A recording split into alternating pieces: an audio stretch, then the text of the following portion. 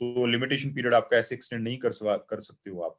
तो in all those aspects are there, GST के अंदर इवॉल्व हो रहे हैं, हम लोग भी सारे उसको एक्सपीरियंस कर रहे हैं, आप लोग भी एक्सपीरियंस कर रहे हैं। तो हमें इस सारे को बियर करना है, आने वाले टाइम पे उम्मीद है कि ये सारा इश्यूज हैं जो सेटल डाउन हो जाएंगे। तो I'll just quickly read this because this is very important as to how, that's how we understand the refund. It is the fundamental principle of taxation that the government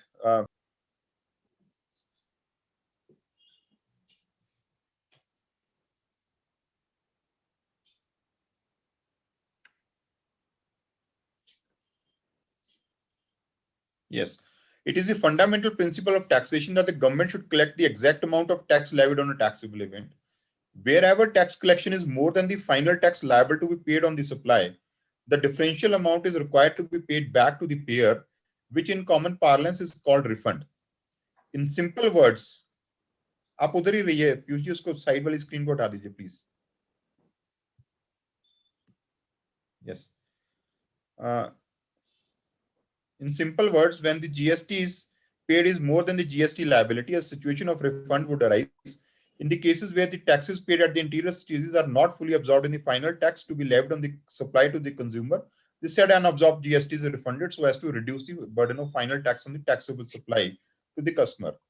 For example, in the case of exports, the government does not want to impose any tax on the outward supply. The entire taxes paid at the interior stages are refundable. So ये basic fundamental aspect है कि सरकार जो है वो final tax liability जो है, जो कंज्यूमर के ऊपर डालना चाहते हैं, सिर्फ उसी को कलेक्ट करना चाहती है और बाकी का पैसा जो है वो वापस देना चाहती है। ये फंडामेंटल रूल है। जैसे एक्सपोर्ट के केस में लाइबिलिटी इज जीरो, तो वो टैक्स सरकार कहती है हम आपको सारे का सारा जो पहले पे हो चुका है उसका रिफंड देंगे। Next slide please. देखिए, before we hop on to the issues of input tax credit and the grant of refund consequently, it is very important that all of us should understand the relevant definitions.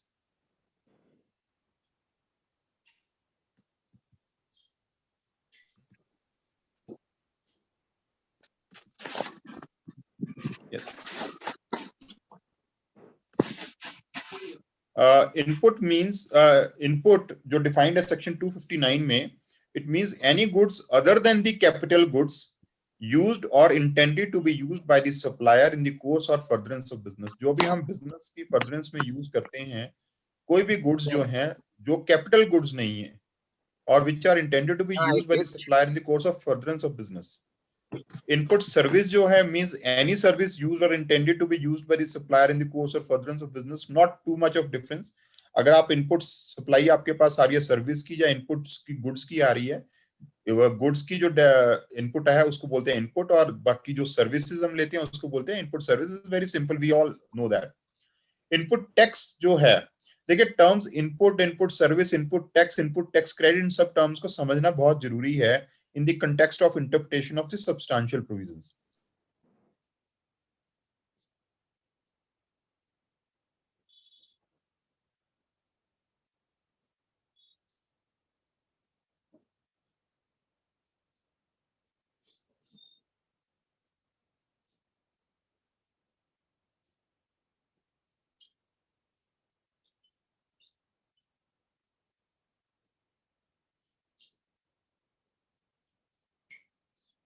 हैं section 9 of the CGST act और section 5 में पे करते हैं आप under the for the IGST act, section 9 में पे करते हैं स्टेट जीएसटी एक्ट का, और सेक्शन 7 में जो आप टैक्स पे करते हैं जीएसटी में but does not include tax paid under the composition levy, जो आप नॉर्मल टैक्स पे करते हैं at the time of purchase of goods, वो आपका इसके अंदर कवर्ड है। तो मोटा मोटा आप इसको कह सकते हैं कि 3 तरीके के टैक्स जो आप पे करके आते हैं वो इनपुट टैक्स बनते हैं। एक तो टैक्स जो आपने इंपोर्ट ऑफ गुड्स के ऊपर पे करा हुआ है और गुड्स या सर्विसेज के ऊपर पे करा हुआ है, और जो दूसरा है आपने पे करा है रिवर्स चार्ज मैकेनिज्म में, जो एक्चुअली आप पे करोगे उसके बाद आपको एक्रू होगा, और वो तीनों एक्ट के अंदर एसजीएसटी, आईजीएसटी या स्टेट जीएसटी। और तीसरा जो है आपका जो नॉर्मल टैक्स आप पे करके आ रहे हो at this on the supply of goods और द सर्विसेज, वो आपके ऊपर इन 3 चीजों का इनपुट टैक्स आपको मिलता है। अब हम input tax credit to section 262 में डील करा हुआ है, उसका जो क्रेडिट आपको मिलता है that will mean the credit of input tax. तो ये चार टर्म्स हमारे लिए समझनी बहुत जरूरी है। अब हम जाते हैं सेक्शन 16 में, जिसके अंदर एलिजिबिलिटी टू क्लेम आईटीसी हमारी डिस्कस होती है। देखिए, हम लोगों को इनपुट टैक्स क्रेडिट से रिलेटेड जो आपका क्लेम है एलिजिबिलिटी को, और जो आपकी एक्रूवल है, और जो उसका यूसेज है या उसका रिवर्सल है, इन सबको अलग अलग करके देखना पड़ेगा। तभी मैंने आपसे इनपुट टैक्स की डेफिनेशन और इनपुट टैक्स क्रेडिट की डेफिनेशन डिस्कस करी है कि जब हम कोई भी इन तीन ट्रांजेक्शन्स को एंटर करते हैं जो कि इनपुट टैक्स की डेफिनेशन में दी हुई हैं, then we are getting the input tax. उसका जो क्रेडिट हमें एक्रू होना है वो डिटरमिन होगा सेक्शन 16 के तहत। 16(2) जो हमें कहता है कि आपको क्रेडिट कब एक्रू हो जाएगा, when you are in possession of tax invoice, debit और credit note, supplementary invoice issued by a supplier. ये डॉक्यूमेंट्स हैं जो कि हमारे पास पोजेशन में होने चाहिए, बिना जिसके हम कोई भी क्लेम नहीं ले सकते हैं। ये बेसिक फंडामेंटल्स हैं। Number 2, set goods and services have been received. ये भी 16(2) के अंदर है कि आपने गुड्स को एक्चुअली रिसीव कर रखा है, जो जैसे शिप टू बिल टू है उसमें डीम्ड प्रोविजन दे रखा है कि आपने रिसीविंग कर रखी है। Then the returns have been filed, आपने अपनी रिटर्न फाइल करी हुई है, ये भी इंपॉर्टेंट है। दूसरे ने करी नहीं करी उसका इंपॉर्टेंट नहीं है, आपकी रिटर्न फाइल करी हुई है। Tax charge has been paid to the government by the supplier. अब जो tax charge has been paid to the government by the supplier, उसके ऊपर बहुत ज्यादा इश्यूज आ रहे हैं। I am not getting into detail of that because I presume that the tax has been paid to the government by the supplier. तो हम उस चीज को प्रिज्यूम करके चल रहे हैं कि जो मेरा सप्लायर है, चाहे वो इनपुट वो उसकी सर्विसेज मैंने उससे ली है, चाहे मैंने उससे गुड्स की सप्लाई ली है, दोनों के ऊपर उसने टैक्स पे कर दिया है। पांचवा है matching of invoices and reversal. ये सारा जो हमारा प्रोसीजर रिक्वायरमेंट थी, अनफॉर्चुनेटली हमारी जो मैचिंग ऑफ इनवॉइसेस है एज पर एक्ट नहीं हो रही है, but these are the condition. The moment you will complete this conditions section 16 के तहत, आपको आईटीसी अक्रू हो जाएगा। आपको आईटीसी अक्रू हो जाएगा। आपने इनपुट टैक्स की अगर डेफिनेशन देखी है, उसमें कहा कि अगर आप फर्दरेंस ऑफ बिजनेस के लिए करते हो तो आपको वो क्रेडिट मिलेगा। तो वो सारी चीजों को प्लस ये सब 5 चीजें आप कंडीशंस पूरी कर लेते हैं तो आपको सारे का सारा क्रेडिट अक्रू हो जाएगा। मैं उसको एडमिसिबिलिटी उसके ऊपर नहीं जा रहा हूं कि वो आप उसको कैसे यूज कर सकते हो या आपको रिवर्स करना है। सेक्शन 17 के तहत आप लोगों को पता है कि हमें 16 के बाद 17 आता है कि उसके अंदर कुछ रिवर्सल्स दी हुई हैं। सपोज आप टैक्स फ्री गुड्स के लिए यूज करते हैं, आप टैक्स फ्री सप्लाई के लिए यूज करते हैं कोई भी, तो उसका एक फॉर्मूलाज दे रखे हैं सेक्शन रूल 42 के अंदर, जिसके तहत आपको रिवर्सल्स करनी पड़ती हैं। तो वो सारी चीजें हैं जिसमें कुछ नेगेटिव लिस्ट दी हुई है कि आपको बिल्डिंग्स का नहीं मिलेगा, आपको वर्क्स कॉन्ट्रैक्ट का नहीं मिलेगा। तो all those things are there, जिसमें उन्होंने नेगेटिव लिस्ट बना रखी है और कह रखा है कि आपको इसका क्रेडिट नहीं मिलेगा। इसका मतलब the moment the credit gets accrued to you, you will not, you that has to be reversed and you will not get that. जो कोर्ट्स में डिस्कशन होती है कि आपका जो आईटीसी है वो आपका राइट है या नहीं है, वो इन दो बातों में बहुत फर्क पड़ता है। कि आपका जो आईटीसी है, once you fulfil all the conditions of getting that ITC admissible in your books, अगर आप वो कंडीशंस पूरी नहीं करते हो तो आपका कोई राइट नहीं है। परंतु जैसे ही आपने वो कंडीशंस पूरी कर दी हैं तो आपको आईटीसी अक्रू हो जाता है और वो एक राइट भी बन जाता है। आप उसके बाद उसको टेक अवे नहीं कर सकते unless there is a proper law for that. हमने बहुत ज्यादा लिटिगेशन देखी है ट्रेन 1 के लिए रिलेटेड, या सेक्शन 16(4) के ऊपर भी इस बात का झगड़ा होता रहा है कि हमने टाइम पर क्लेम नहीं करा। वो कहते हैं कि आपने क्लेम नहीं करा है। बहुत सारे मेरे भाइयों को ये दिक्कत आई है कि 16(4) के तहत वो कह रहे हैं कि आपने जैसे सितंबर अगले साल की जो रिटर्न थी सितंबर 18 की, अगर हम 17-18 का जिक्र करते हैं तो उसकी रिटर्न अक्टूबर में ड्यू होती थी, तो आपने नहीं फाइल करी है, जो आपने आईटीसी क्लेम नहीं करा, तो आप उसके बाद नहीं ले सकते हो। Those are all under litigation, but I am sure and quite hopeful कि ये आपको आईटीसी उसके तहत मिल जाएगा, क्योंकि 16(4) जो है that dealt with altogether a different proposition where the annual return is also required to be filed by that time. So आप जब आप पूरे provisions की एक स्कीम देखते हो, you cannot impose one condition upon a person and then with the filing of return, annual return and other returns you are postponing आप ITC नहीं दे रहे हो। अभी भी अभी आया था कि इन्होंने सबको कह दिया था कि आप पुरानी रिटर्न फाइल कर दो with the late fee of 1000 rupees 10,000 whatever amount they had mention. तो आपको एक लेट फी पे करके, एक पेनल्टी पे करके आप पुरानी सारी रिटर्न फाइल कर दो, आपको लेट फी एक लिमिट कर दी 500 रुपए की उसके साथ। अब क्वेश्चन अराइज हो रहा था कि 17, 18, 18, 19 की रिटर्न है, मैं रिटर्न फाइल करूंगा just to show my tax liability, output tax liability, और I can also claim the input tax credit in that. To my mind you can claim ITC in that also, हालांकि वो आपको system allow नहीं करता है, उसके लिए भी लिटिगेशन ही होनी है अल्टीमेटली। बट मेरा I am of the view that you will definitely get that credit. Next topic हम डिस्कस कर रहे हैं, whether when the exporter will be shall be entitled to take input tax credit. Exporter हम सबको पता है, अभी इससे पहले दत्ता जी ने भी डिस्कस करा था, exporter shall be entitled to take input tax credit under section 16(2) जब वो subject to the provision of section subsection 5 of section 17 of CGST act, जो कि नेगेटिव लिस्ट है। Credit of input tax may be availed for making zero rated supplies notwithstanding that such supply may be an exempt supply. अगर आपकी supply जो है अगर वो exempted है, सपोज आप ऐसी आइटम में डील करते हैं या ऐसी सर्विसेज में डील करते हैं जो कि ऑल टुगेदर एग्जम्प्ट है, अगर वो लोकल सेल परचेज होती, इंट्रास्टेट होती या इंटरस्टेट होती, तो उसके ऊपर कोई टैक्स नहीं लगता था। परंतु अगर आप वो एक्सपोर्ट करते हैं और आप उसके अंदर आईटीसी कोई भी उसको यूज करा हुआ है, उसका रिफंड आपको मिलेगा। तो इसी जैसे एक एग्जांपल मैं देता हूं कि जैसे हनी बी कीपर्स होते हैं, तो हनी जो है वो एक एग्जम्प्टेड आइटम है। अगर वो हनी एक्सपोर्ट होता है आउट ऑफ द कंट्री, तो उसके अंदर जो इनपुट सर्विसेज और इनपुट्स जो यूज होते हैं, चाहे पैकिंग मटेरियल है या कुछ भी है, उसका आपको refund you are entitled for that. There are issues with that, I will that will discuss later. तो ये आईटीसी भी इसके अंदर अलाउड है, जो कि आपकी जीरो रेटेड आप सप्लाई कर रहे हैं। जो एक्सपोर्टर है वो दो तरीके से सप्लाई कर सकता है, हम सबको पता है। I am just discussing that at the cost of repetition. 16(3) कहता है कि हम एलयूटी या बॉन्ड के तहत उसको एक्सपोर्ट कर सकते हैं, जिसके तहत आप अनयूटिलाइज्ड इनपुट टैक्स क्रेडिट का रिफंड ले सकते हैं। परंतु दूसरी कंडीशन ये भी है जिसमें कि आप आईजीएसटी पे कर सकते हैं जब भी आप आउटसाइड कंट्री उसको बेच रहे हैं, और पूरी की पूरी अमाउंट का रिफंड क्लेम कर सकते हैं। I'll take a pause here.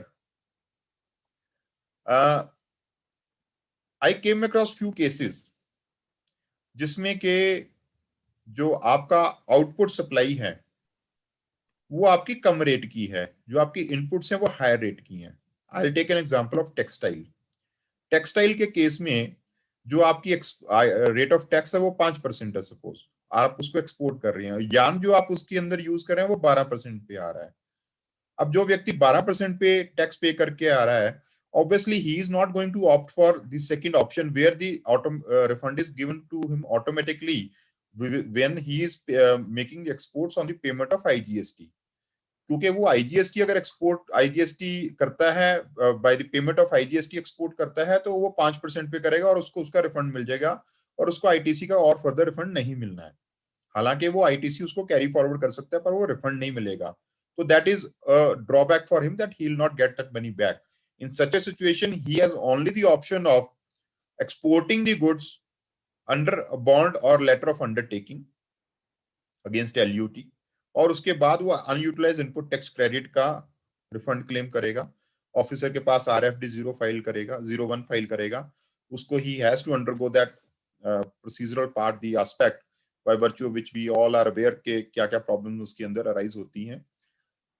To my mind government has to come out with some sort of solution जहां पर इस सिचुएशन को हम लोग डू अवे विद कर सकें, और ऐसे एक्सपोर्टर्स को भी बेनिफिट मिले जो कि कम रेट पर उनकी फाइनल गुड्स बिक रही हैं, तो उनको जो रिफंड है जितना भी आईटीसी प्लस जो 5% जो आईजीएसटी पे कर रहे हैं, उस सारे का रिफंड उसको मिलना चाहिए। There can be certain safeguards for that.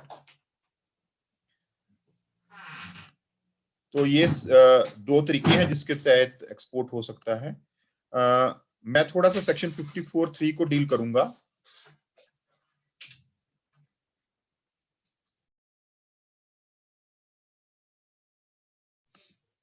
Section 54(3) जो है, that is the section which deals with the refund of unutilised input tax credit.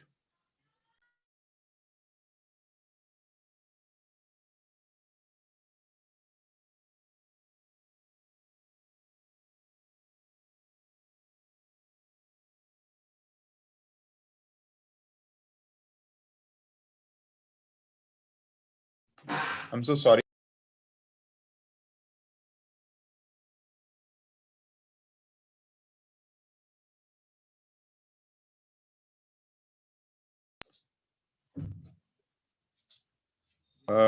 Can everybody hear me? Sir आवाज आ रही है मेरी? जी sir, thank you.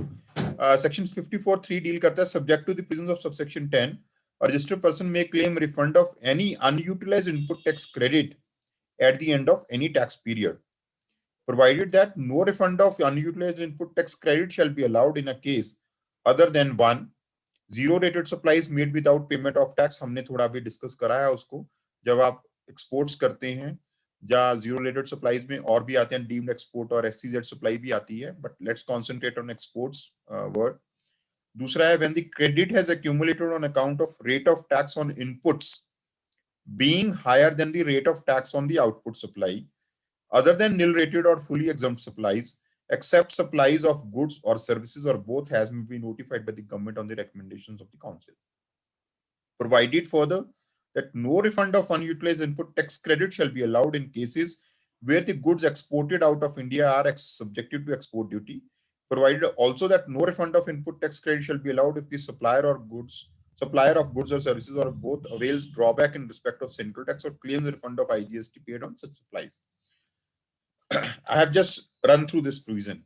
Now we'll take short breaths and read this again. ये मैं क्यों इस तरीके से पढ़ना चाहता हूं section 54(3), because a huge controversy has arisen on which the litigation is going on and is now pending before the Honorable Supreme Court and is likely to be resolved very soon. Question ये arise होता है कि अगर आप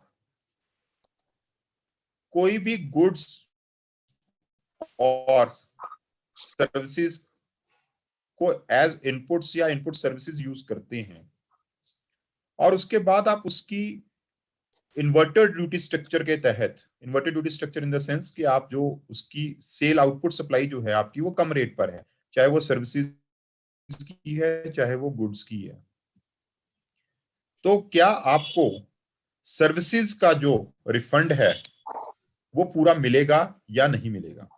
मैं इस provision को दोबारा से रीड करना चाहता हूं एक बार। Let's all of us read it together. Subject to the provisions of subsection 10, a registered person may claim refund of any unutilized input tax credit at the end of any tax period. Let's take a pause.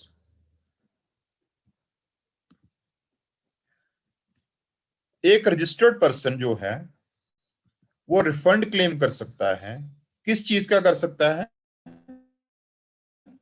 Unutilised input tax credit का, at the end of any tax period. Suppose मैं आज की date में, suppose जून महीना चल रहा है, जून महीने के दौरान मेरा एक अनयूटिलाइज्ड इनपुट टैक्स क्रेडिट रह जाता है, मैं उसका रिफंड क्लेम कर सकता हूं। सेक्शन 54(1) कहता है कि मेरे को 2 साल के अंदर क्लेम करना है। वो मैं unutilised input tax credit claim कर सकता हूं। वो कैसे अराइज होता है? उन्होंने कहा है कि अनयूटिलाइज्ड जो रहेगा आप रिफंड क्लेम कर सकते हैं, परंतु आपको अनयूटिलाइज्ड टैक्स क्रेडिट का रिफंड नहीं मिलेगा। किन सिचुएशंस में नहीं मिलेगा? Other than 1, zero rated supplies made without payment of tax, जहां पर आपने एक्सपोर्ट नहीं करी है वहां आपको नहीं मिलेगा, एक्सपोर्ट के केस में मिलेगा। तो अगर मेरे पास अनयूटिलाइज्ड इनपुट टैक्स क्रेडिट रह जाता है at the end of any tax period, तो मेरे को zero rated supplies made without payment of tax अगर मैंने करी है तो मेरे को उसका रिफंड मिलेगा। 2, where the credit has accumulated on account of rate of tax on inputs being higher than the rate of tax on the output supplies। अब झगड़ा यहां है, यहां पर जो टर्म यूज करी है उन्होंने कही है where the credit has accumulated। कौन सा क्रेडिट? जो अनयूटिलाइज्ड इनपुट टैक्स क्रेडिट की हम बात कर रहे हैं। where the credit has accumulated on account of rate of tax on inputs being higher than the rate of tax on the output supply। So suppose अगर आपने 12% की आइटम परचेज करके 5% का आपने सेल करी है मैन्युफैक्चर्ड गुड्स की, तो आपको that is a case where the inputs are rate of tax on inputs is higher than the rate of tax on the output supplies, and the credit has also accumulated on that. अब देखिए, ये एक situation है जहां पर आपको unutilised input tax credit accumulate हुआ है। वो अनयूटिलाइज्ड इनपुट टैक्स क्रेडिट जो है उसके अंदर सर्विसेज का भी हो सकता है। सपोज आपने 18% पे जॉब वर्क करवाया किसी भी दौरान, किसी काम के दौरान, वो भी तो एक इनपुट सर्विस है, उसके ऊपर आईटीसी भी मिलता है, कोई प्रॉब्लम नहीं है, there is no dispute regarding that. अब अगर आपको इनपुट टैक्स क्रेडिट मिलता है तो question arises, why don't you get refund of that amount? मैं अगर इसको रीड करता हूं सब्सटेंटिव प्रोविजन को, तो मेरे मुताबिक तो मेरे को उन्होंने ये कहा है, सब्सटेंटिव प्रोविजन अगर हम इसको पहले वाला को पढ़ते हैं, इट सेज कि आपको input tax credit at the end of any tax period का रिफंड मिलेगा, and that unutilized input tax credit also includes the services, the input tax credit on services. It does not distinguish between the input tax credit on inputs and input tax credit on the input services. तो refund तो आपको unutilise input tax credit का पूरा मिलना है।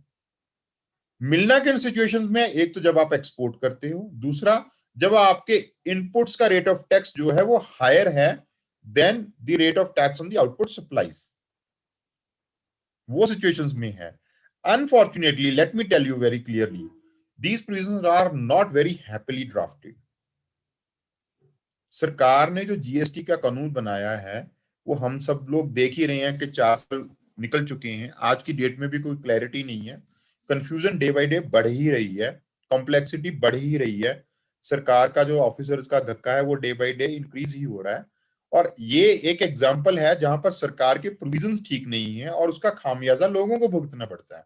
अभी हम discuss करके हटे हैं कि what is refund. Refund is the amount which is paid back to the person who has paid it if the government does not own it. Government को वो अमाउंट नहीं चाहिए, बिकॉज गवर्नमेंट को चाहिए वो टैक्स जो कि फाइनल टैक्सेबल सप्लाई पर है। तो अगर मैं इनपुट सर्विसेज यूज कर रहा हूं और मेरा rate of tax on the sale of goods is lower, why don't I get the refund? That goes against the basic policy of the government, that goes against the basic policy of the intention of the legislature. हाँ, मैं समझ सकता हूं legislature इसको provide कर सकती थी कि जहां पर आपको आईटीसी वो रिफंड नहीं देना चाहते हैं, of course that is within the legislative domain, but unfortunately they have not been able to come out with that, they have not been able to come out with the provisions properly. अगर हम इसके provisions को Haryana VAT act के section 20 के साथ compare करते हैं, वो मैंने 20 की स्लाइड नहीं बनाई है, परंतु अगर हम section 20 of the Haryana VAT act compare करेंगे, जो मेरे हरियाणा के दोस्त यहाँ पर जुड़े हुए हैं, उसमें ये बड़ा क्लियरली उन्होंने प्रोवाइड करा था कि हम आपको रिफंड उस अमाउंट का देंगे जो अमाउंट आपने उन इनपुट्स के अंदर यूज करी है जो कि लोअर रेट ऑफ टैक्स के अंदर मैन्युफैक्चरिंग में यूज हुई है। बड़ा क्लियरली यहां पर ऐसी कोई बात नहीं आ रही है, यहां पर वो कह रहे हैं आप रिफंड क्लेम कर सकते हो अनयूटिलाइज्ड इनपुट टैक्स क्रेडिट का, which according to my understanding would include the input tax credit on services also. दो कंडीशंस दी हुई हैं इसमें, दो फर्दर प्रोविजोस हैं जहां पर उन्होंने कहा कि अगर आप एक्सपोर्ट ड्यूटी पे कर रहे हो तो आपको रिफंड नहीं मिलेगा, और दूसरा जो है अगर आपने ड्यूटी ड्रॉबैक उसमें अवेल कर रखी है तो भी नहीं मिलेगा। Those conditions are there and government can always provide for that.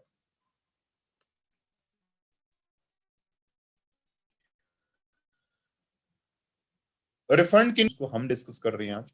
Export of goods और services, you all understand section 16(2), section 3 supplies to SEZ units and developers। Deemed exports का है जो हम डिस्कस करेंगे आज। refund of taxes on purchases made by the UN or embassies etc, a refund arising on account of judgment, decree, appellate tribunal so and so, a refund of accumulated ITC on account of inverted duty structure other than related or fully exempt supplies, जो हमने section 54 में अभी 54(3) की discussion करी है। Finalisation of provisional assessment है, refund of pre-deposit है, excess payment due to mistake है, refunds to international tourist है जो आज तक लागू नहीं हो पाया,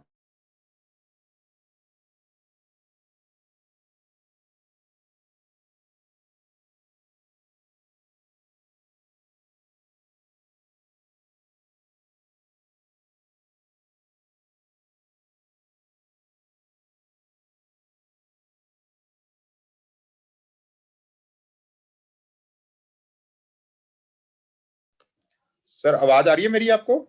जी सर, आ रही है। जी सर, सॉरी मेरे सर थोड़ी कनेक्शन में दिक्कत आ रही है आज। नहीं होता सब, कोई प्रॉब्लम नहीं, सही तो जनरल प्रॉब्लम है। जी, so thank you so much जी। सर नेक्स्ट हम जा रहे हैं क्लासिफिकेशन ऑफ रिफंड्स के ऊपर। क्लासिफिकेशन ऑफ रिफंड जो है सर, मैंने उसी ऊपर वाली जो स्लाइड है उसमें से ही इसको थोड़ा सा फर्क डाल दिया है। हमें तीन चीजों का रिफंड मिल सकता है। एक रिफंड ऑफ अनयूटिलाइज्ड आईटीसी है जो कि 5 कंडीशंस में है, जो कि हमने अपनी इनपुट सर्विसेज या इनपुट्स के ऊपर पे करा है। Refund of excess balance in cash ledger है जो कि हमें मिलता है, प्री डिपॉजिट का है, मिस्टेक का है, सो एंड सो है। रिफंड फ्रॉम एडजुडिकेशन का है, जब आपको एडजुडिकेट कोई ऑर्डर कर देते हैं वो आपको रिफंड मिलता है। तो today we are dealing with this class refund of unutilized ITC and not other things. This is a procedural aspect, जब आपको रिफंड मिलता है बट वो रिफंड आपको विद होल्ड कर लेते हैं। ये दो आइटम्स को हम प्रोवाइजो को हमने डील करा हुआ 5410 के अंदर, जो है defaulted in furnishing any return, defaulted in payment of tax interest on penalty. ये अगर किसी के खिलाफ कोई डिमांड डी हो गई है अगर 50,000 रुपए की, तो आपका रिफंड रोकने की कोशिश पूरी करेंगे। ये स्लाइड्स को हम छोड़ देते हैं। चलिए, let's GST paid on supplies sales 12%, GST credit accumulation is about 6% approximately. तो ये लूजली हम लोग इसको इन्वर्टर ड्यूटी स्ट्रक्चर समझते हैं, और जिसको के रूल 89(5) के अंदर जिसका रेफरेंस आता है, और हम लोग वहां पर रिफंड क्लेम करते हैं। ये प्रैक्टिस की बात है, लॉ की बात नहीं है। तो ये थोड़ा सा और हमने इसको लेबोरेटली बनाया हुआ है for the benefit of our colleagues. चलिए, हम लोग डिस्कशन कर रहे थे इसकी 89 की। तो अब आप देखिए कैलकुलेशन ऑफ जो 89(5) है वहां पर क्या लिखा हुआ है। 89(5) मैं स्पेसिफिकली डील करता हूं। इन the case of refund on account of inverter duty structure, अगर हम लोगों को पता नहीं होता कि इन्वर्टर ड्यूटी स्ट्रक्चर क्या है, या हमने लर्न नहीं करा होता कि इन्वर्टर ड्यूटी स्ट्रक्चर क्या है, तो हमें नहीं पता चलता कि 89(5) में हम 54(3) की बात कर रहे हैं। 54(3) का प्रोविजो जो सेकंड क्लॉज है उसकी बात कर रहे हैं। चलिए, in the case of refund on account of inverter duty structure, refund of input tax credit shall be granted as per the following formula. पहले तो ये बताइए कि सेक्शन 54(3) में यही कहीं लिखा हुआ है कि आप प्रिस्क्राइब करोगे कि रिफंड किस चीज का मिलना है और कैसे मिलना है? Should we go back to section 54(3)? अगर हम 54(3) पे वापस जाते हैं, जो कि हमने रिप्रोड्यूस करा था, let's go back to that slide.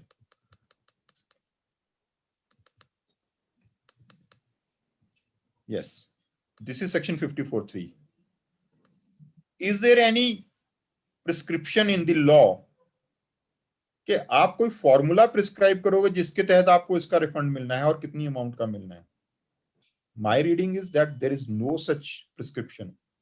54(3) says you will get the unutilized input tax credit refund at the end of any tax period. और ये दो कंडीशंस हैं।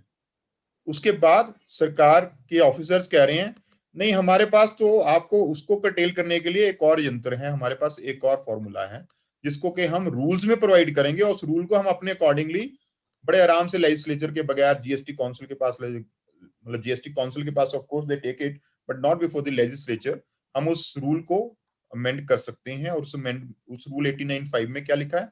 इन the case of refund on account of inverted duty structure, refund of ITC shall be granted as per following formula. और इसमें कई बार changes हो चुकी हैं, वी ऑल नो दिस। और वो फॉर्मूला क्या दे रखा है?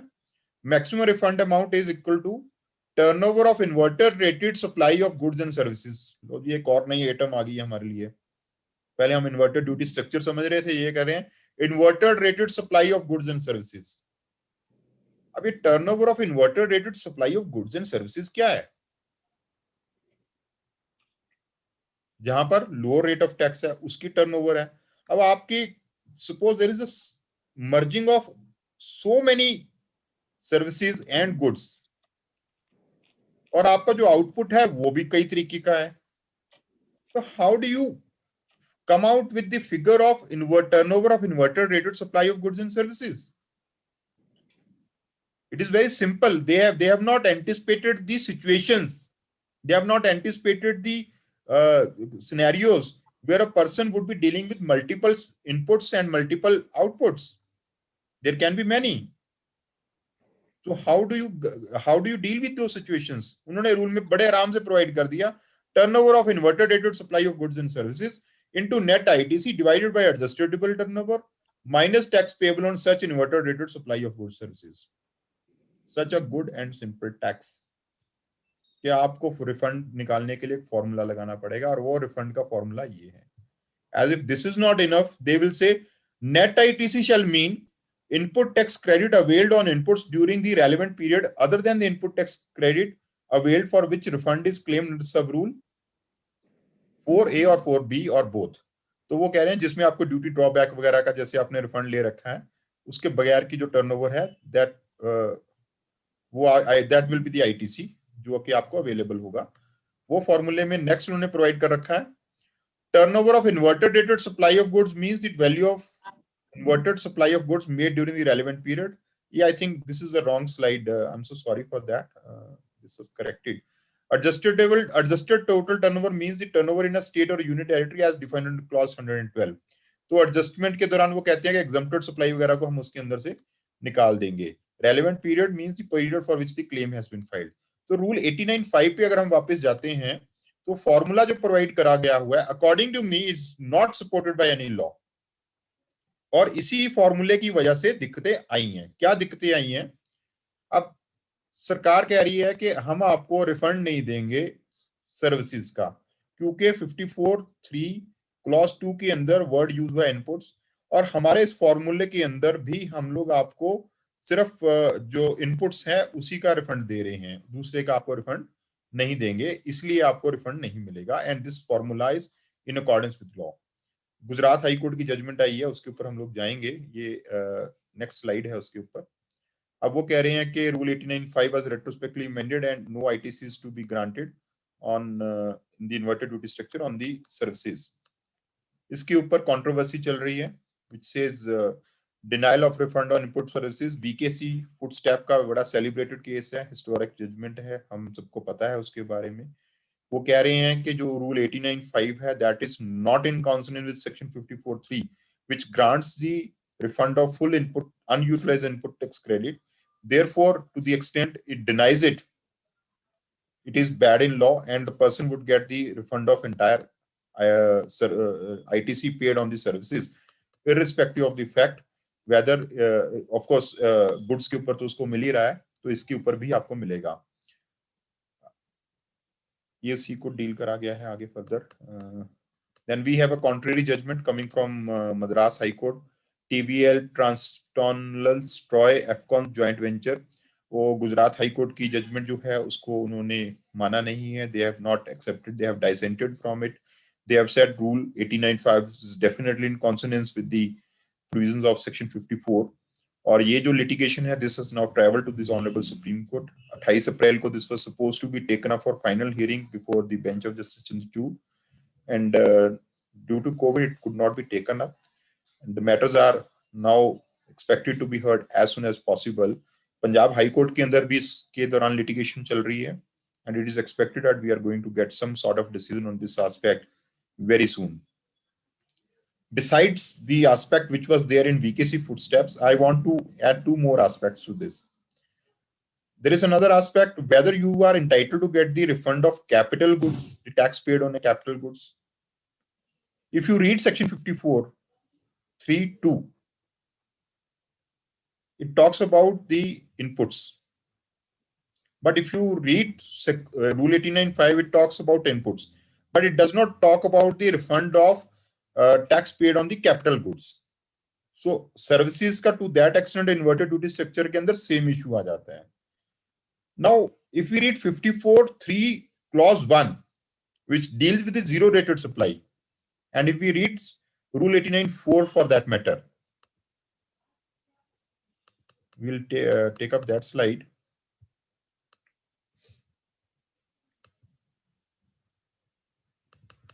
रूल 89(4) को अगर हम देखते हैं 54(3) क्लॉज 1 में उन्होंने कहा कि जितना भी आपने एक्सपोर्ट ऑफ गुड्स करी है, जो एक्सपोर्ट ऑफ गुड्स और सर्विसेज करी है, जितना भी आपका आईटीसी है अनयूटिलाइज्ड वो आपको रिफंड मिलेगा। परंतु अगर हम फॉर्मूला में जाते हैं जो रूल 89(4) में प्रोवाइड करा गया है उस फार्मूले के तहत ये प्रोवाइड करा गया है कि आपको जो रिफंड है वो सिर्फ और सिर्फ इनपुट्स का मिल रहेगा और इनपुट सर्विसेज का मिलेगा जो 18(4) के अंदर है। तो कैपिटल गुड्स का क्यों नहीं मिलेगा? पहली बात तो जैसे हमने डिस्कस करी कि सेक्शन जो है that does not provide for any prescription, formula में आके आपने उसको कर्टेल कर दिया। आपके पास अथॉरिटी कहाँ है उसको कर्टेल करने की? अगर मैं कोई भी कैपिटल आइटम परचेज करता हूँ, गुड्स मैन्युफैक्चर करता हूँ, और वो गुड्स जो मैन्युफैक्चर्ड है वो एक्सपोर्ट होती हैं out of the country, section 54 or any other provision under the act, can the authorities deny me the refund of tax paid on those capital goods? My reading is there is no such provision, but yes, rule 89(4) does provide for that. 89(4) therefore runs contrary to section 54(3) clause 1I, and that discussion would also take place during the course of hearing of these two matters, which is BKC footstep and that Madras High Court, which now has gone to Supreme Court. In Punjab High Court, we have taken up this issue of capital goods. So this aspect, again, I'm just highlighting for the benefit of my friends कि ये aspects को भी आप अपने मद्देनजर रख सकते हैं जब भी आपको डील करना है इन मैटर्स को। एक और कंट्रोवर्सी जो है इससे रिलेटेड है, जो मैंने शायद थोड़ा सा पहले डिस्कस भी करी है। Consider a manufacturing unit, it may have principal inputs A, B and C and multiple sundry inputs. It may be possible that only some of the inputs may have rate of tax higher than the outward supplies, and some of the inputs may have rate of tax lower than or equal to the outward supply. The traceability of balance in the ITC balance lying unutilized to the inputs is a nightmare in that case. क्योंकि there is it's like an ocean where multiple things are coming in and multiple things are being taken out. So how do you reconcile that? What is the unutilized input tax credit lying with you on that particular day? Formula doesn't give me any insight or any kind of information in that regard.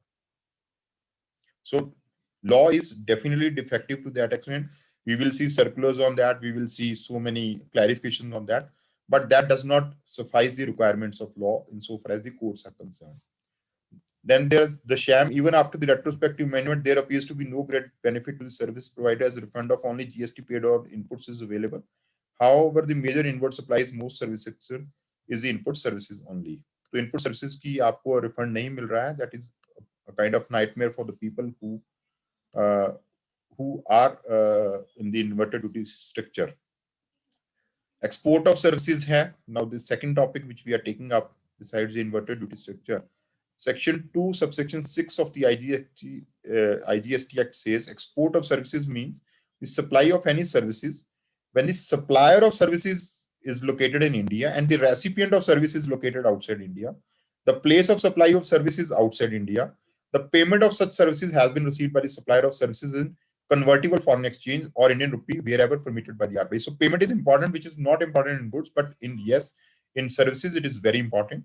And the supplier of service and the recipient of service are not merely establishments of a distinct person in accordance with explanation 1 of section 8 of IGST Act. वो दोनों व्यक्ति जो हैं वो आपस में related नहीं हो सकते हैं as per the definition of distinct person under the act. अभी एक recently controversy आई है with regard to intermediary which is germinating out of these provisions. We are not going into detail over that, but that is one opportunity for the government to deny refund to the genuine exporters. I have dealt with the number of cases over there where it's very simple for an officer to say जब वो distinct persons नहीं है, the services are being provided as an independent person, the goods are being exported, the services are being provided, and the officer says no, you are only acting as an intermediary. Rather, he is being taxed in India, saying that you are providing services. So he is being taxed and the refunds are being denied to those people. Options for export of services, वो goods के case में भी हैं. You can export on the payment of IGST without any requirement of bond or letter of undertaking. The exporter may supply services subject to such condition जिसमें आप ITC का पूरा जो accumulated है, जो export से related है, आप उसका refund ले सकते हैं. दूसरा export without payment of IGST under bond or letter of undertaking, इसमें आप आईटीसी का रिफंड ले सकते हैं। पहली कंडीशन में आप जो आईजीएसटी पेड है एक्चुअली आप उसका रिफंड ले सकते हैं। So these two conditions are there in the goods, I am not going much further in that. ये रूल 89(4 है जिसको कि हम लोग डिस्कस कर रहे थे with regard to the refund of capital goods. अब इसको थोड़ा सा और लैबोरेटरी डील करते हैं with the purpose of export of services. 54(3) clause 1 remains the same, so that is the provision which is applicable here.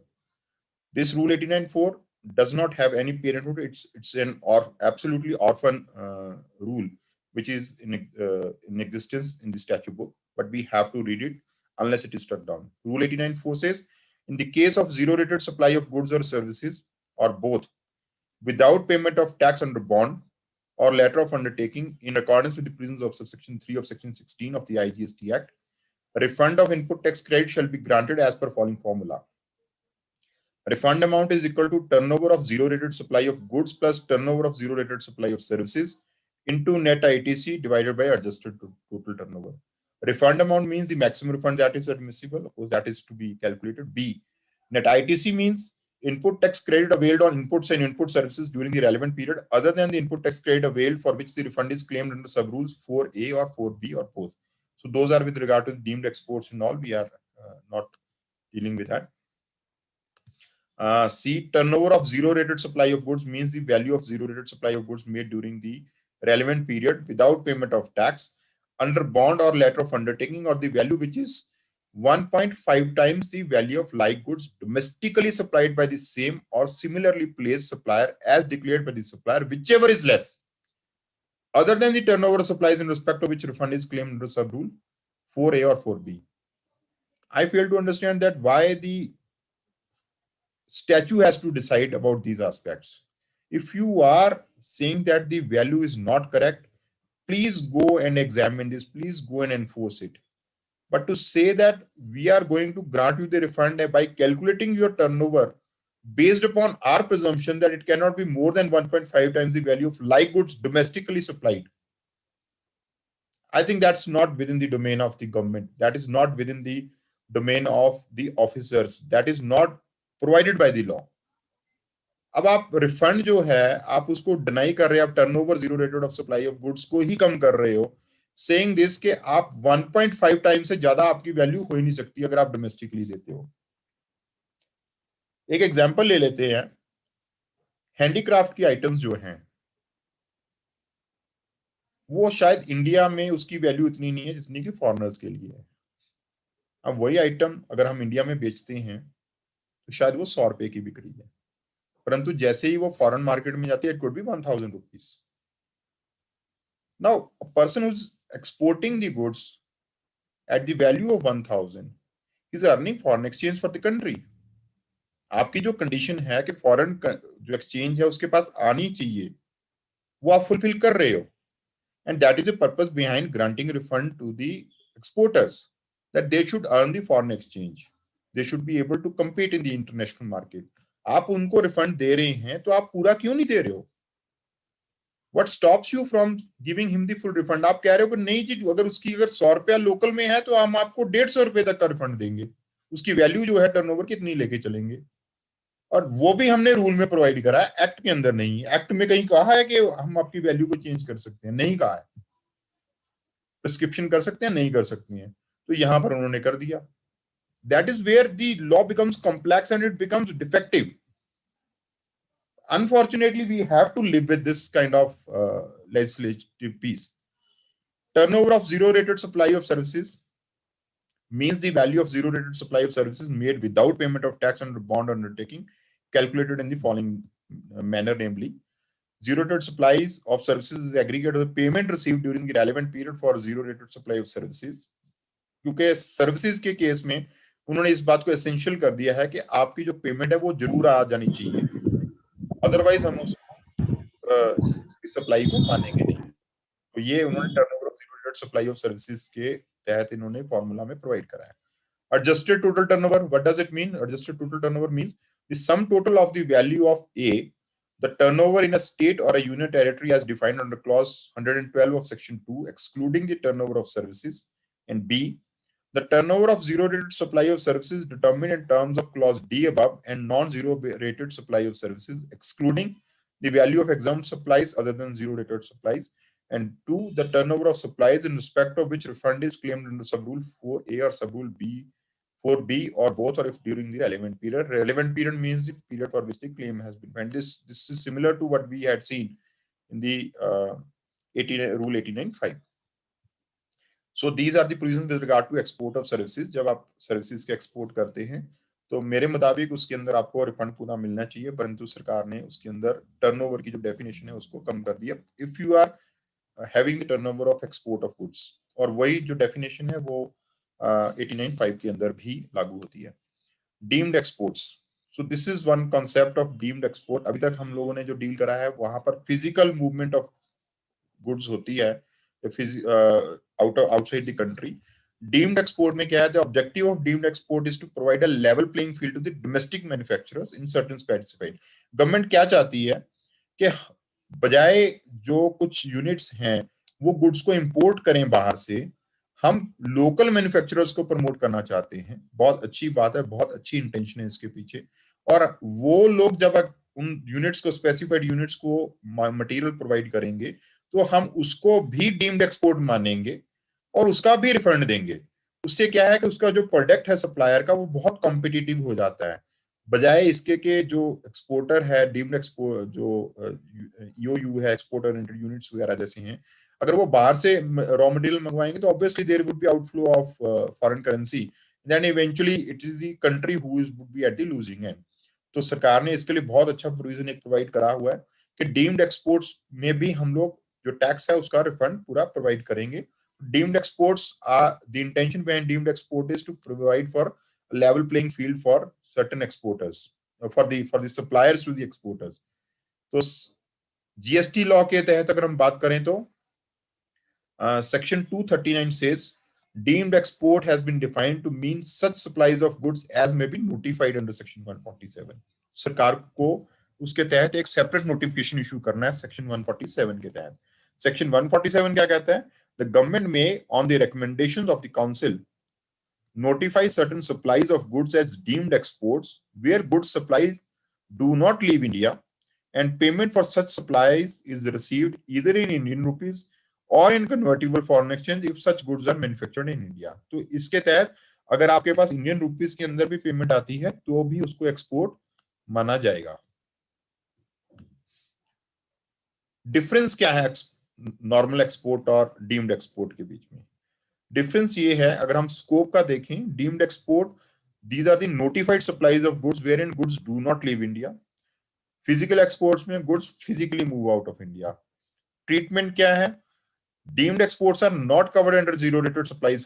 First tax is required to be paid to the exchequer and subsequently refund is claimed. LUT की option यहां पर नहीं है.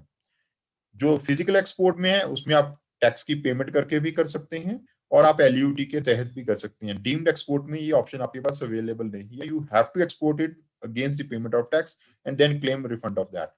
Who can claim the refund? Exporter के case में सिर्फ exporter claim कर सकता है. इसके केस में जो सप्लायर या रेसिपिएंट कोई भी क्लेम कर सकता है who has borne the incidence of tax. He has to show that he has borne the incidence of tax. तो अगर इसके अंदर जो रिसीवर ऑफ द गुड्स है उसको भी रिफंड मिल सकता है.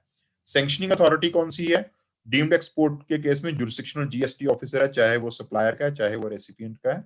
फिजिकल एक्सपोर्ट्स के केस में जो ITC refund by jurisdictional officer, जब आपका विदाउट पेमेंट होता है, जब विद पेमेंट होता है तो आईजीएसटी रिफंड जो है आइस गेट के ऊपर से आपको ऑटोमेटिकली कस्टम्स वाले रिफंड कर देते हैं. एक एग्जांपल हमने दी है, dealer A located in Rajasthan sales goods to dealer B which is EOU. B in turn sells the goods to customer C in Germany. Supply by A to B is deemed as deemed exports. Supply by B to C is the physical export. So in singular transaction or in the chain of transactions, the physical export and deemed export both takes place. Essential conditions to qualify as deemed exports. Applicable only for supply of goods. Services deemed export के अंदर नहीं हो सकती हैं. Goods are not required to be taken outside India. Goods cannot be taken outside India actually in the first instance. Such supply of goods must be notified by the government under section 147. Goods must be manufactured or produced in India. Payment can be received, क्योंकि इसका जो ये fourth है उसका purpose ये है कि हमारे लोकल जो मैन्युफैक्चरर्स हैं उनको बेनिफिट देने के लिए है, तो गुड्स मस्ट बी मैन्युफैक्चर्ड और produced in India. Payment can be received in Indian rupee, जो कि एक्सपोर्ट्स के केस में पॉसिबल नहीं है। Such supplies can be made under bond LUT, such supplies cannot be made under bond or LUT. You have to pay the tax and seek refund of that. चाहे receiver ले, चाहे वो pay जिसने करी है वो करे. The tax must be paid at the supply of at the time of supply. Refund of tax paid on such supplies can be claimed. वो two conditions are similar to each other. Notifications issue हुई हैं, कौन कौन सी goods को deemed exports माना जाएगा, कौन कौन सी सप्लाई ऑफ गुड्स को है. Supply of goods by a registered person against advance authorization, supply of capital goods by a registered person against export promotion capital goods authorization, supply of goods by a registered person to EOU including EHTP, STP, BTP, procedure prescribed करा हुआ है circular में, supply of gold by a bank or PSU public sector undertaking specified in the notification number so and so against advance authorization. तो ये चार तरह की supplies जो हैं उसको गवर्नमेंट ने सेक्शन 147 में नोटिफाई कर रखा है, जिसको कि डीम्ड एक्सपोर्ट माना जाता है. The expression advance authorisation means an authorisation issued by the director general of foreign trade. जो डीजीएफटी हैं उन्होंने chapter 4 of foreign trade policy जो है 2015 से 20 की बनी हुई है 5 साल की, उसके तहत जो उन्होंने ऑथराइजेशन दी है फॉर इंपोर्ट और domestic procurement of inputs on pre import basis for physical export, उसके तहत एडवांस ऑथराइजेशन है, तो वो एडवांस ऑथराइजेशन का उन्होंने मीनिंग दिया हुआ है. EOU would include EHTP, STP और BTP. तो वो these are simpler things, need not get too much into this. Taxability and refund of deemed export under GST.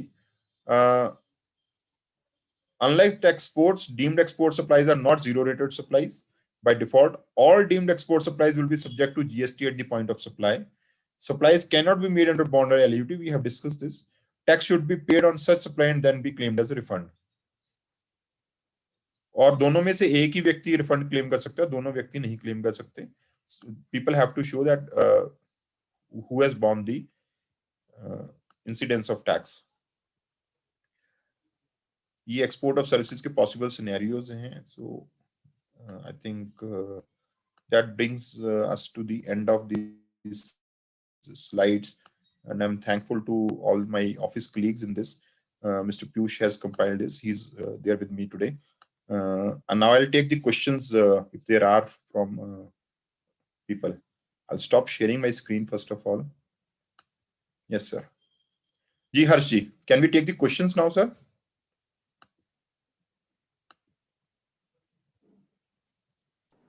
Sir start करें सर? जी sir please go ahead sir. कि अभी तक क्या सीखा लोगों ने, क्योंकि काफी शहरों के लोग बैठे हुए हैं जहाँ पे मेनली एक्सपोर्ट का काम होता है. जैसे मुरादाबाद के राजदीप गोयल जी हैं, वहाँ पे मेनली एक्सपोर्ट का काम होता है. जी सर. राजदीप गोयल जी ने हैंड भी रेज किया हुआ है. राजदीप गोयल जी, आपको अनम्यूट कर लीजिए अपने सर. सर नमस्कार. जी सर, राजदीप जी बताइए सर. सर नमस्कार सर, मेरा एक क्वेश्चन ये था, वैसे तो कॉन्सेप्ट क्लियर है, फिर भी आपसे और पूछना चाह रहा हूँ कि एक एक्सपोर्टर है हमारा और उसने गाड़ी परचेज करी है. उस गाड़ी पे वो आईटीसी क्लेम करना चाह रहे हैं, बट एज पर लॉ वो गाड़ी पे आईटीसी क्लेम नहीं कर सकते हैं. जी सर. बट उनके सीए ने उन्हें बताया कि अगर वो एक्सपेंसेस में उस गाड़ी की कॉस्ट डाल दें तो उसकी आईटीसी क्लेम हो सकती है. सर आपकी थोड़ी सी आवाज कम आ रही है राजीव जी, जरा थोड़ा क्लियरली बताएंगे. आवाज में इको हो रहा है राजीव जी आपकी. हाँ जी सर, मेरे एक एक्सपोर्टर ने गाड़ी परचेज करी है. गाड़ी कौन सी गाड़ी परचेज करी है सर? कार परचेज करी है उसने? हाँ, कार परचेज करी है सर. जी सर. तो फिर वो आईटीसी क्लेम करना चाह रहे हैं. मैंने उन्हें एडवाइस दी कि वो उस पे आईटीसी क्लेम नहीं हो सकती. जी सर. नेगेटिव. उनके सीए ने उन्हें एडवाइस दी कि अगर उस कार की कॉस्ट को हम एक्सपेंसेस में डाल दें तो वो बिजनेस प्रमोशन से एक्सपेंसेस में डाल दी जाए तो वो आईटीसी क्लेम हो सकती है. तो सर आई थिंक राजीव जी आपने खुद ही इस बात का आंसर दिया है कि आपने क्लाइंट को एडवाइस कराया कि इसका आईटीसी नहीं मिल सकता, और जो उनके चार्टर्ड अकाउंटेंट ने दिया है बड़ा अनफॉर्चुनेट ओपिनियन है. आई मस्ट से दैट कि वो उसको सिर्फ ना के जीएसटी में उसके लिए प्रॉब्लम क्रिएट हो रही है, उसके लिए इनकम टैक्स के तहत भी बहुत बड़ी प्रॉब्लम क्रिएट हो जाएगी, क्योंकि अगर वो एक्सपेंसेस क्लेम करेगा. जी जो अगर वो एक्सपेंसेस क्लेम करेंगे तो उसके वहां पर एक्सपेंसेस भी डिसअलाउ होंगे and he will be subjected to major penalties also.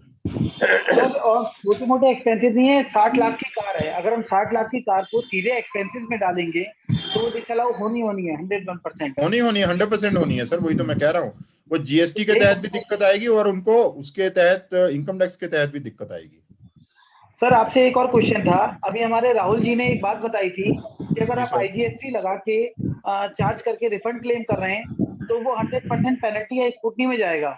दोबारा बताइए क्या बताया था, अगर आप आईजीएसटी लगा के क्या एक्सपोर्ट करते हैं तो? एक्सपोर्ट करते हैं तो वो जी डायरेक्ट रिफंड आ रहे हैं उनके, तो ऐसे केसेस स्कूटनी में जा रहे हैं सर। जी सर। ठीक है, तो इसका मतलब यह है कि हम आईजीएसटी से ना करें, एलयूटी से करें, जबकि हमारा सर एक्सपोर्टर भी बिल्कुल एक्चुअल है। देखिए ऐसे है राजीव जी, वो तो आप you will be subjected to scrutiny. जी In one case, it will be you will be subjected to scrutiny. In another case, you will be subjected to scrutiny before the refund is granted to you. तो दोनों cases में scrutiny हो रही है।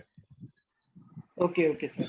हाँ, वो आपको मतलब वो तो देखो सरकार का राइट, अगर कोई बंदा गलत रिफंड क्लेम करता है, और उन्होंने दत्ता साहब ने बड़ा अच्छे से बताया था उसको कि जो लोग रिफंड गलत क्लेम कर रहे हैं, देखिए अगर आप पीछे की आपकी सप्लाई चेन ही गड़बड़ है और आपके पास मटेरियल नहीं है, आप उसको एक्सपोर्ट दिखा रहे हैं, आइस गेट पे रिफंड क्लेम कर रहे हैं, मेरे ख्याल से वो that is not appropriate also. Sir वो नहीं है, बट एक के कारण और तो बंदे जो और एक्सपोर्टर हैं उनको तो गाइडलाइन किया जा रहा है, उनको तो स्कूटनी में डाला जा रहा है, जो कि गलत है। चलिए सर, वो तो मेरे ख्याल से हमारे हिंदुस्तान में वो प्रॉब्लम सॉल्व नहीं हो सकती। हम ऑलरेडी बात कर चुके हैं कि हमारे इश्यूज इतने कॉम्प्लेक्स हम लोगों ने बना दिए हैं अपने लिए कि मेरे ख्याल से वो शायद कौशल साहब ने हमें बताया भी है कि वो शायद सरकार ने काम ही हमारे वकीलों को जनरेट करने के लिए तैयार करा हुआ है, उसमें सफर तो अल्टीमेटली रहेंगे। We are all part of the same society sir. Thank you so much sir, आपने बहुत अच्छा समझाया। बहुत अच्छा, thank you thank you sir. So much. Thank you sir. Lakshman Singh साहब मुजफ्फरनगर से। सर नमस्कार। नमस्कार सर। नमस्कार जी। नमस्कार सर मेरे एक क्लाइंट के केस में एक्सेस आईटीसी कैश लेजर में था उसका सर। तो मैंने उसका रिफंड अप्लाई कर दिया। जी सर। रिफंड अप्लाई करने के बाद में वहाँ पे ये हुआ एक्चुअल में कि वो जो क्लाइंट था उसका बैंक अकाउंट किसी दूसरे मतलब उसके अल्फा में चेंज था, इसलिए उसका रिफंड उन्होंने एआरएन रिजेक्ट कर दिया। जी सर। अब उसके बाद और वहाँ पे ये आ रहा RFD 05 नोट इश्यूड। ऑलराइट। और वो रिफंड भी वापस मेरे कैश लेजर में नहीं आ रहा, और जो जुडिक्शन ऑफिसर है वो उसके ऊपर कोई कार्रवाई नहीं कर रहा, तो सर क्या करूं? देखिए सर, पहली तो बात है जो आप कैश लेजर का जी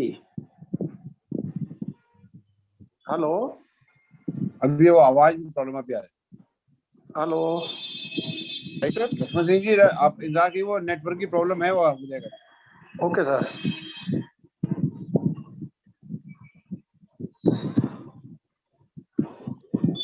लक्ष्मण जी सुन रहे हैं आप? जी सर। हाँ लक्ष्मण जी, जो आप आईटीसी का आप बात कर रहे हैं, आईटीसी तो आपके कैश लेजर में जा ही नहीं सकता sir. ITC has to be in your credit ledger only.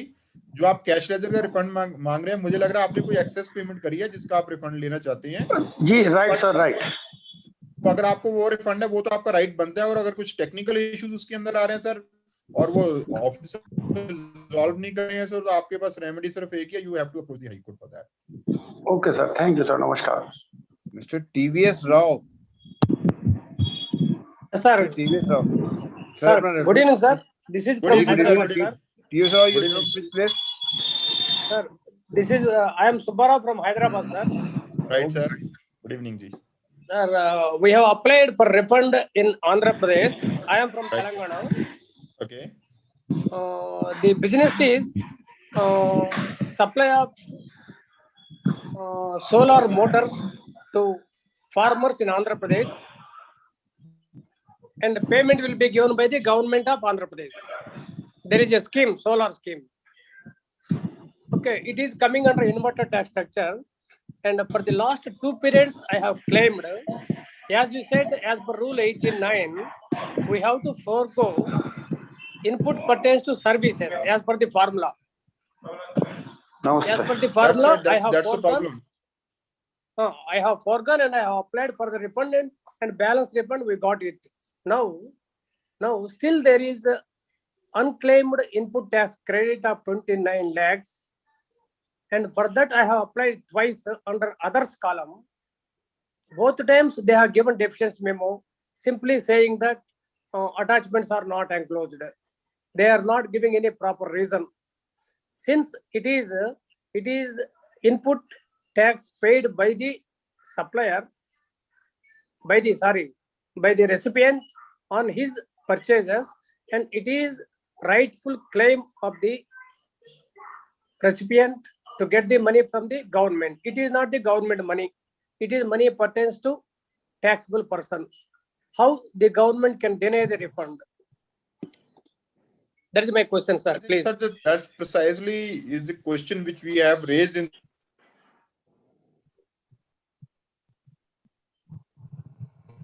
Sir, आवाज नहीं आ रहा sir. Sir just hold on. वो थोड़ा टेक्निकल प्रॉब्लम है, वो नेटवर्क का उनके यहाँ. Okay, sir.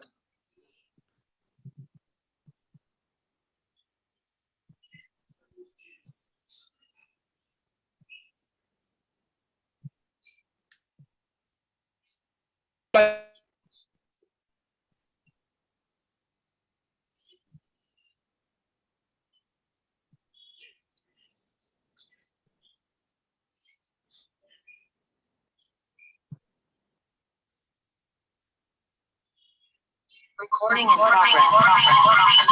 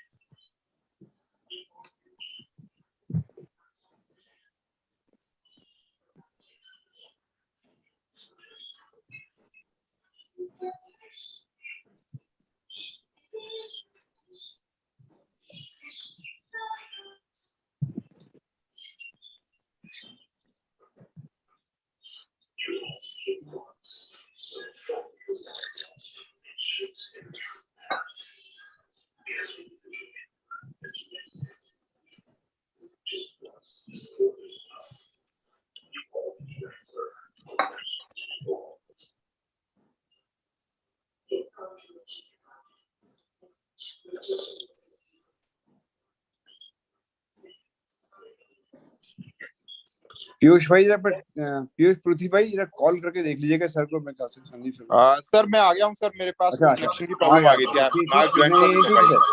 नहीं हमें लगा कोई कॉल शुरू हो गई है. जी सर. सर मिस्टर राउत का क्वेश्चन था सर आईटीसी रिफॉर्म से related.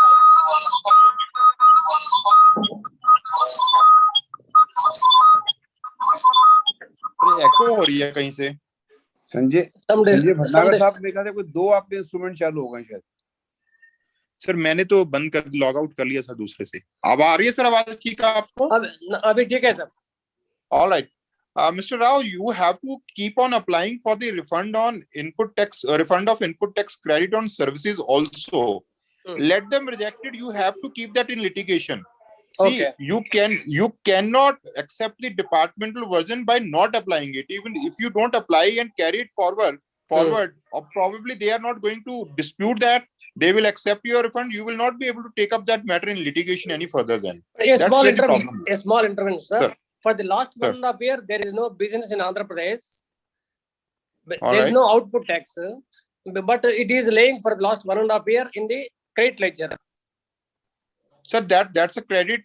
That's a input tax credit of the tax paid on services. Am I right, sir? Yes, you are correct. You are correct. Yeah. So that you have to keep on litigating. You have to claim the refund of that. Let them But reduce your refund. Already 2 times claimed. They are giving deficiency memo. 2 times. But sir, you are applying that under the term others. You have to apply that. You have to apply that under the inverted duty structure, sir.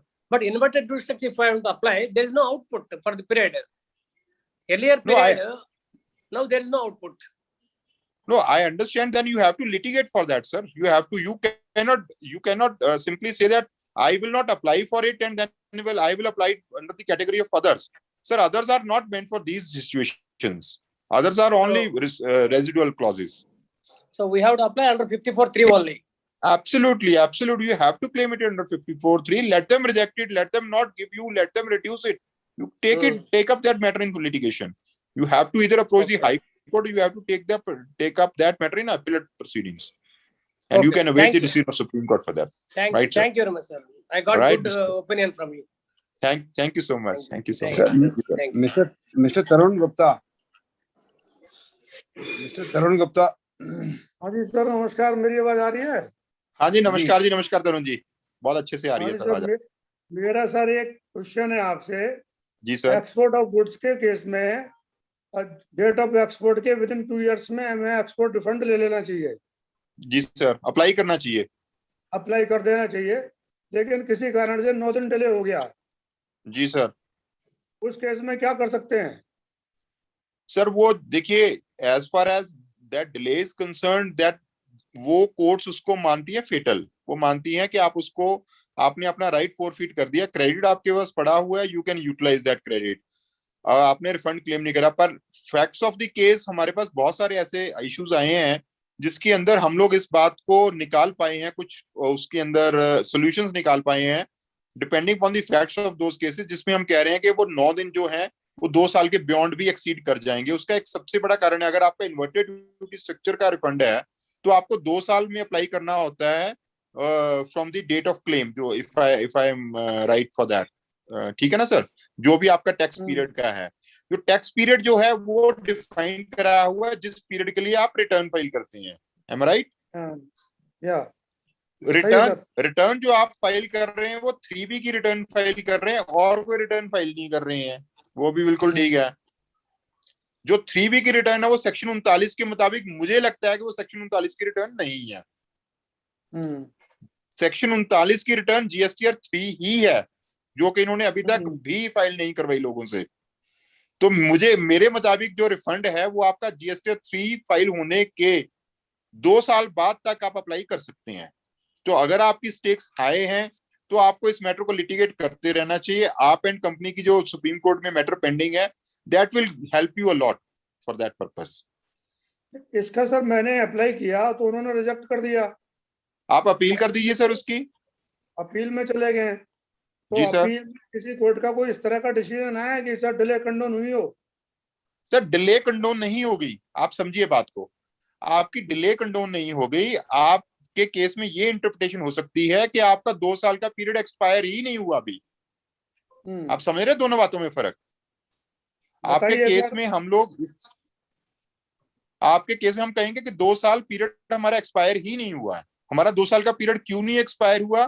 क्योंकि हमने 2 साल from the end of the tax period file करना था, और वो tax period जो है वो उस वहां से काउंट होगा जिस पीरियड की मैं रिटर्न फाइल करता हूं. वो रिटर्न मेरे मुताबिक सेक्शन 39 में फाइल ही नहीं हुई अभी तक. नहीं, हाँ सेक्शन 39 लेके चलते हैं तो फाइल हुई नहीं है रिटर्न, क्योंकि 3B को हम रिटर्न नहीं मानते हैं. एग्जैक्टली. आपको डेवलप करना पड़ेगा आर्गुमेंट सर वो. अच्छा अरुण जी, आप नंबर ले लीजिएगा संदीप जी का और पर्सनली आके बाकी डिटेल में वहां से बात समझ लीजिएगा. जी सर. ठीक सर, मैं बात करता हूँ पर्सनली. जी सर. जी सर अपना आनंद वारसी साहब चंदौसी. आनंद वारसी साहब अपना अनम्यूट कर लीजिए. आनंद वारसी साहब अपना माइक्रोफोन अनम्यूट करिए. आनंद वारसी जी सवाल. सर नमस्कार. नमस्कार सर. नमस्कार जी. सर मेरा एक सवाल ये है कि मेरी एक फर्म माइनिंग की थी. माइनिंग? जी सर. उसमें उनके लिए 2 साल का कॉन्ट्रैक्ट बॉन्ड भरा गया था. जी सर. वो गवर्नमेंट के साथ होगा कॉन्ट्रैक्ट बॉन्ड? हाँ, गवर्नमेंट के साथ था. तो जी वो किसी कंडीशन में फेल हो गया. ऑलराइट. अब उन्होंने एडवांस टैक्स में 10 लाख रुपए अपनी ITC के रूप में जमा भी कर दिया. आईटीसी के रूप में कैसे जमा कर दिया, मैं समझ नहीं पाया। एडवांस टैक्स, प्री टैक्स से जमा कर दिया, प्री डिपॉजिट। प्री डिपॉजिट नहीं, किस बात पे, क्यों जमा कराया उन्होंने? ऑफिसर्स ने कही थी कि भाई हम आपके लिए काम करने की परमिशन जब देंगे, जीएसटी ऑफिसर्स ने, कि जब अच्छा, तो आपने कैश लेजर में जमा करवा दिया, कैश लेजर में जमा कराया। जी जी, लाइबिलिटी में तो कोई गया नहीं, वो वहीं का वहीं खड़ा होगा, कैश लेजर के अंदर खड़ा है वो तो। अब वो पार्टी चाहती है कि उसका कॉन्ट्रैक्ट खत्म हो गया, टाइम पीरियड निकल गया, जी सर, माइनिंग करी ना, अब वो अपनी फर्म के लिए क्लोज करना चाहता है, उसके पैसा कैसे रिफंड होगा? सर अगर उसका टाइम एक्सपायर नहीं होता वो रिफंड क्लेम कर सकता है, उसमें क्या प्रॉब्लम है? उसको कैश लेजर में रिफंड ही तो अप्लाई करना है RFD 01 में। तो वो कह रहे हैं, ऑफिसर्स से बात करी तो ऑफिसर्स कह रहे हैं इस तरह नहीं मिलेगा आपका, तो काम करेंगे तब मिलेगा पैसा, आपका एडजस्ट हो सकता है। भाई साहब, अगर मैंने कोई टैक्सेबल सप्लाई नहीं करता हूं मैं, और मैंने कुछ पेमेंट कैश लेजर में पड़ी है, वो तो सेक्शन 54 ही कहता है कि कैश लेजर का पैसा तो आप किसी भी टाइम वापस ले सकते हो। तो ऑफिसर लॉ नहीं पढ़ने को तैयार, तो हम नहीं ना कुछ कर सकते हैं। अरे तो उसके लिए क्या करना होगा सर, वो बताएं। क्या सर आपको अप्लाई करना है सर, सेक्शन 54 के तहत ही लिख रखा है, रूल्स के अंदर लिख रखा है कि आप अप्लाई करो, आपको रिफंड मिल जाएगा 89 के अंदर। कोई एप्लीकेशन देनी होगी सर क्या? सर बिल्कुल एप्लीकेशन देनी पड़ेगी सर, कैश लेजर की। कैश लेजर की? जी सर। मेरा पैसा इतना डिपॉजिट है, मेरा वापसी कर दिया जाए बस, वो आपका अल्टीमेटली आपके अकाउंट नंबर में वापस आ जाएगा जहां से आया हुआ पैसा। जब लायबिलिटी नहीं है कोई आपकी, तो एडजस्ट नहीं हो सकता सर। जी जी जी, थैंक यू सर। राइट। और किसी मेरे को साथी का सवाल हो? डेलीगेट्स बैठे हुए हैं, किसी कोई और सवाल हो किसी का? आज के टॉपिक पे किसी को और सवाल हो? सर मेरे ख्याल से कुछ क्वेश्चन चैट बॉक्स में थे। जी सर। Sir hello. जी सर। संदीप सर नमस्कार। नमस्कार सर। नमस्कार जी। नमस्कार सर। संदीप सर, मैं आगरा से संजय भटनागर। जी नमस्कार भटनागर सर। जी सर। सर जैसा कि आप जानते हैं आगरा फुटवियर से रिलेटेड है। जी सर, आई एग्री। तो सर इन्वर्टेड ड्यूटी से रिलेटेड एक प्रॉब्लम जैसे यहाँ पर है कि नॉर्मली आउटपुट सप्लाई पे है रेट ऑफ टैक्स 5% फुटवियर पे। जी सर। जी सर। जी सर। और इनपुट पर है 12% एंड 18%। बिल्कुल ठीक कह रहे हैं सर। तो नॉर्मली जो भी मैन्युफैक्चरर है यहाँ शू इंडस्ट्रीज का, वो नॉर्मल ट्रेड है, मैन्युफैक्चरर जो ट्रेडिंग करता है डोमेस्टिक करता है जी, वो लोग परचेज तो होती है 18 और 12 पर, 12 पे, आउटपुट सप्लाई 5 है, तो उनका एक्यूमुलेट होता रहता है। आप उसका रिफंड क्लेम कर सकते हैं सर। एग्जैक्टली मैं बता रहा हूँ, कैरी फॉरवर्ड चलता रहा था। जी सर। जब वो फर्म क्लोज करना चाहता है तो जो एक्यूमुलेटेड आईटीसी है वो डिपार्टमेंट वाले नहीं दे रहे, कह रहे कि आपकी इसका मतलब आप पे स्टॉक होना चाहिए, वो इस चीज को समझने नहीं चाहते। सर देखो अपना डिपार्टमेंट को ज्यादा इन्वर्टेड ड्यूटी स्ट्रक्चर के अंदर आपको सर देना है। सर बात ये है ना सर, हम लोग अप्लाई करेंगे, अगर हमारे मुताबिक बनता है हम अप्लाई करेंगे, they will have to issue us show cause notice as to why it is not available, और उसके बाद एडजुडिकेशन हो गई। सर 15 डेज के अंदर उनको डेफिसिट मेमो इशू करना चाहिए था, वो नहीं किया उन्होंने, साइलेंट बैठे हुए हैं, तो फिर दे देना चाहिए उन्हें कंपलसरी। तो आप you have to approach the court sir, आपको रिफंड मिलेगा अगर उन्होंने डेफिशिएंसी मेमो इशू नहीं करा। क्लोजर ऑफ फर्म के टाइम पे है, तो यदि फर्म उस बीच में वो क्लोज हो जाती है तो बाद में हम अपीलेट लेवल से ले सकते हैं ना उसे। बिल्कुल ले सकते हैं सर, बिल्कुल ले सकते हैं, आपका राइट नहीं कोई खत्म कर सकता रिफंड का। जी थैंक यू। जी sir, thank you sir. Jitendra Bharti साहब, जितेंद्र भारती साहब ने आपको अनम्यूट कर लीजिए।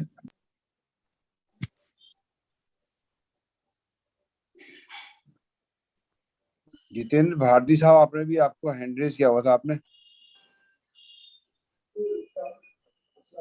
राहुल जी अलीगढ़ से। सर संदीप सर को नमस्कार सर। नमस्कार सर दत्त साहब। नमस्कार जी। राहुल जी मैं एक्चुअली एक आपके सामने एक इन्वर्टेड ड्यूटी स्ट्रक्चर की एक प्रॉब्लम लाना चाह रहा था सर। हम लोग यहाँ पर अलीगढ़ में इन्वर्टेड ड्यूटी स्ट्रक्चर को अप्लाई करते हैं, तो एक्चुअली जो आईटीसी का एडजस्टमेंट प्रोटोकॉल है उसकी वजह से अगर किसी डीलर के इनपुट में 3 हेड्स में अगर इनपुट एक्यूमुलेट होता है, आईजीएसटी, सीजीएसटी और एसजीएसटी। जी सर। और आउटपुट में सिर्फ एसजीएसटी और सीजीएसटी होता है। जी सर। तो क्या होता है कि आईजीएसटी जिस समय हम रिटर्न फाइल कर रहे होते हैं उस समय आईजीएसटी का जो एडजस्टमेंट प्रोटोकॉल है उसके तहत सबसे पहले आपको आईजीएसटी का क्रेडिट सेट ऑफ करना है। then you will set off CGST, then IGST, SGST. Exactly. तो हो क्या रहा है कि यहाँ सेंट्रल एक्साइज डिवीजन में डिप्टी कमिश्नर हैं, हम लोग एक्चुअली डीलर का अमाउंट बहुत पैटी होता है, इस वजह से मैंने थोड़ा प्रोटेस्ट नहीं किया उस मामले पे। वरना वो क्या कर रहे हैं कि अब क्या हुआ कि जिस समय रिटर्न सेट ऑफ हुआ उस समय वो IGST का जो एक्यूमुलेशन है वो CGST या SGST में आ गया automatically bye adjustment protocol of the 3B। तो अब क्या हुआ कि जिस समय हम रिफंड फाइल कर रहे हैं तो CGST SGST में हमें IGST का भी एक्यूमुलेशन का बेनिफिट मिलना चाहिए, क्योंकि इनका रिफंड एडजस्टमेंट वो इनका जो रिटर्न एडजस्टमेंट है वो गलत तरीके से हो रहा है। तो अब हमने जब रिप्रेजेंटेशन दिया और सेंट्रल एक्साइज कमिश्नर आगरा को भी बताया इस पॉइंट को, तो उन्होंने इस बात को समझा, बोले ऐसा तो एक्चुअली ये एडजस्टमेंट प्रोटोकॉल की वजह से हम आपको रिफंड अलाउ नहीं कर पा रहे हैं। तो अब इसमें रिप्रेजेंटेशन सेंट्रल एक्साइज को भी इन्होंने GST काउंसिल को भी भेज रखे हैं, हमने एक रिटन रिप्रेजेंटेशन किया था आगरा में। तो बट अभी इसका कोई सॉल्यूशन हमें मिल नहीं पा रहा है। तो इस तरीके की समस्याएं कि आपके सामने भी आई हैं।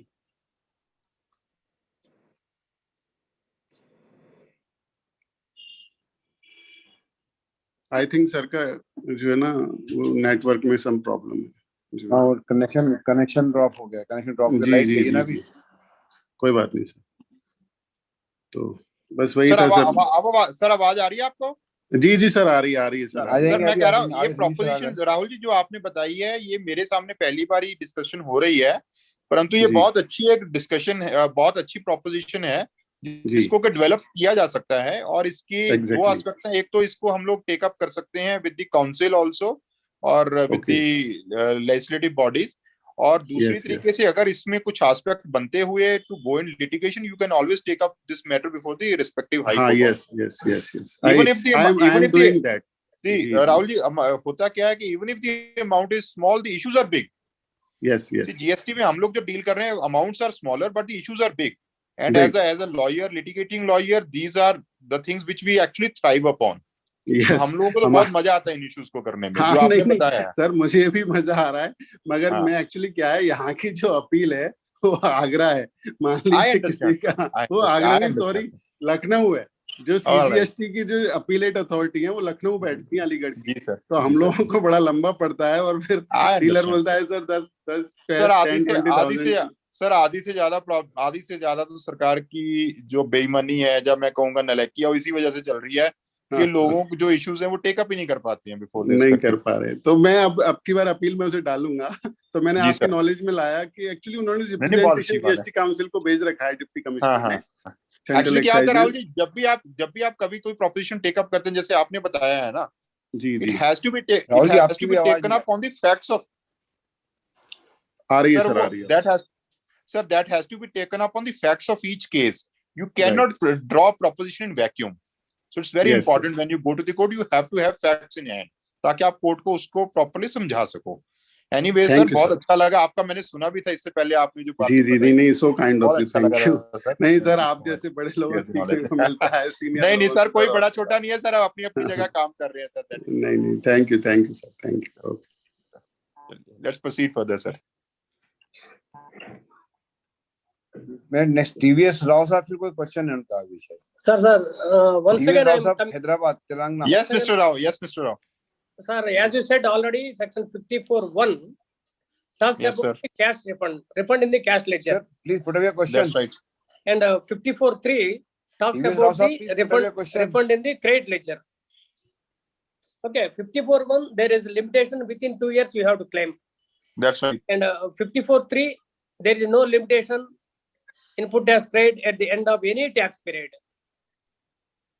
No, sir, there is this proposition had come to me earlier. Some people said that under 54(3) there is no time limitation provided for that. Correct.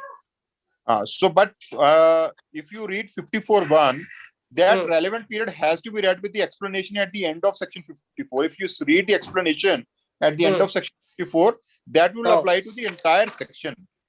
You cannot Okay, read sir. that in vacuum. So you have to Oh. read that explanation with section 54, and therefore Okay. that time period would come, sir. 54(1) has to be read with that. Okay. Otherwise, there will be in fact you will only end up multiplying the problems if you don't apply that. Yes, Okay. sir. Okay. Thank you. Right, sir.